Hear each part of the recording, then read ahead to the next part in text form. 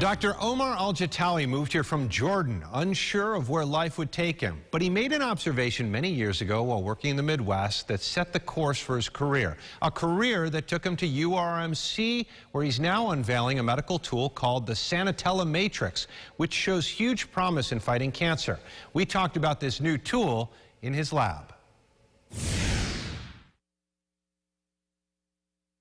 So essentially what you're able to do is grow the leukemia cells outside of the body and then test certain treatments to see which would be better in that particular person. This way we can use that to study leukemia cells in the lab and in more natural environment than the artificial environment that we have currently in vitro. So one way to prevent leukemia from coming back is to try to figure out how these leukemia cells become resistant to chemotherapy, how do they protect themselves, and if we can identify either new medications or drugs that we already have that can target these cells, I think we can treat them more effectively.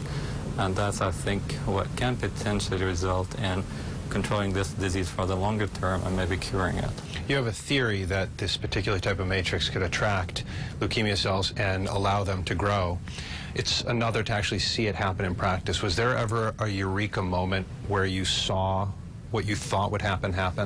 It kind of was in my mind that it will interact that way, but when I saw that, that was obviously supportive, and it was a good moment. What was that like to have an inclination as to what was going to happen, but to actually see it with your own eyes? What was that like? Correct.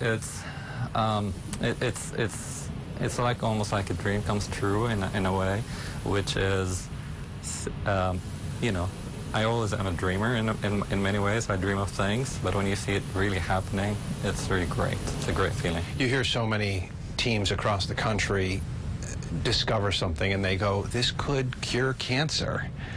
Do you ever have to try and pull yourself back and think, okay, we're not there yet? I feel like this matrix is going to get us closer to finding more about cancer.